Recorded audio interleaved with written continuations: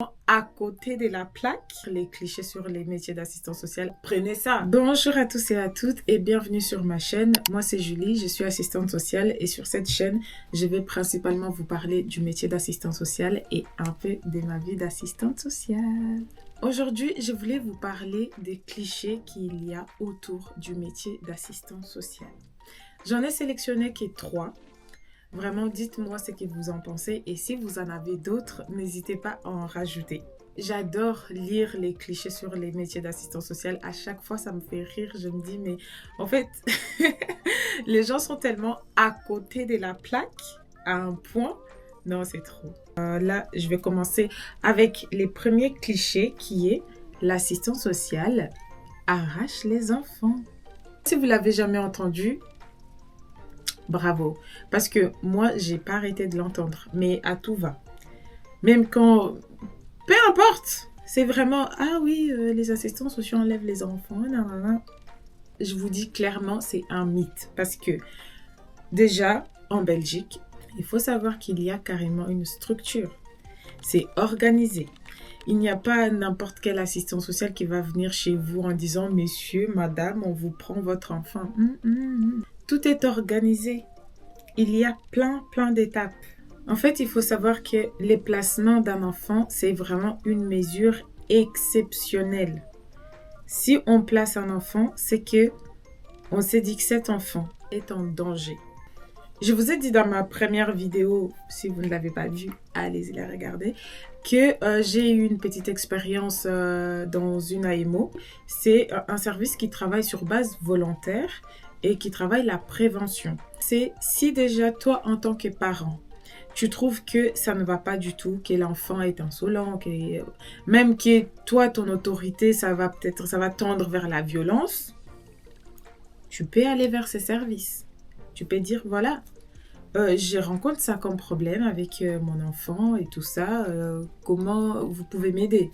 Parce qu'il y a des éducateurs, il y a des assistants sociaux, il y a dans certains où il y a les psys.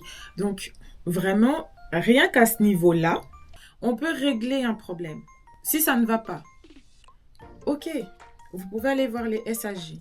Parce que là, on peut se dire, ça se passe peut-être pas bien, ok, il faut peut-être mettre l'enfant à l'internat pour voir les week-ends comment ça se passe. Vraiment, on va tout mettre en place avant de vous dire, ah non mais madame, attendez, vous avez giflé votre enfant, allez, l'enfant est placé, non.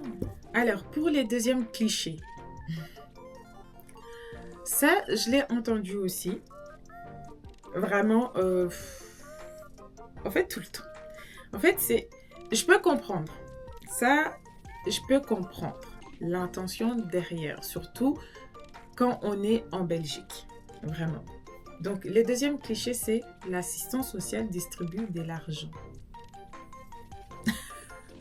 Alors, donc, je vous disais tout à l'heure que je peux comprendre parce qu'en fait, il faut savoir que les CPAS est les premiers employeurs des assistants sociaux. Et très souvent, les gens ont une image du CPAS comme un service qui donne de l'argent. Et je pense que c'est cette image, en fait, qui fait que les gens ont l'impression que, bah, voilà, c'est l'assistant social qui donne de l'argent. Alors que pas du tout. Pas du tout. En fait, l'assistant social, son rôle dans un CPAS, c'est juste faire votre dossier, venir chez vous, regarder, en fait constituer les dossiers et présenter les dossiers au comité. C'est les comités qui décident oui ou non. Arrêtez de penser que les assistants sociaux distribuent de l'argent parce que les assistants sociaux eux-mêmes n'ont pas d'argent. Pour les troisièmes clichés, je peux vous dire encore une fois que je peux comprendre. Je peux comprendre l'intention derrière.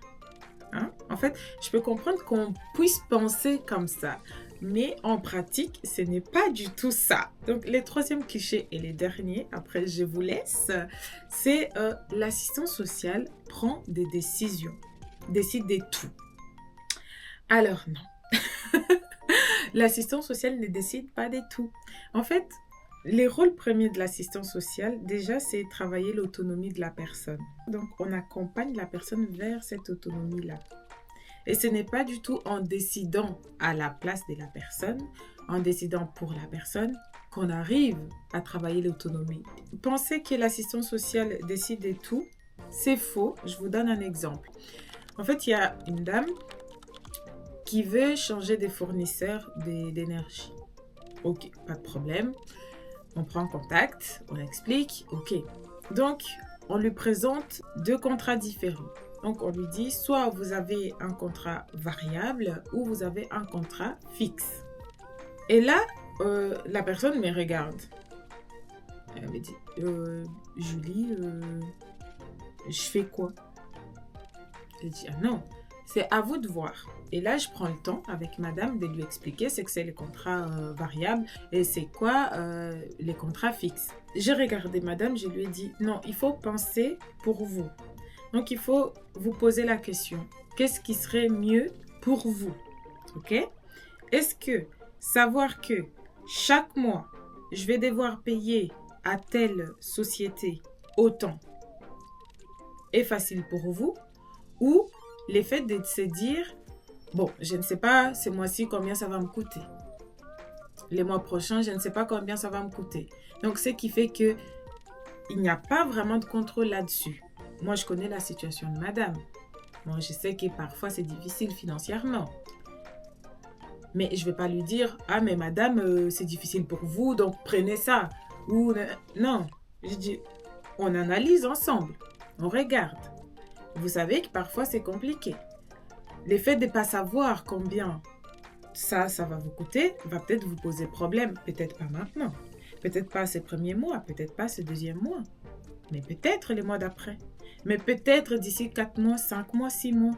Après réflexion, elle a dit, en fait, les contrats fixes est déjà moins que ce que je touche, ce que je paye maintenant vers l'autre fournisseur.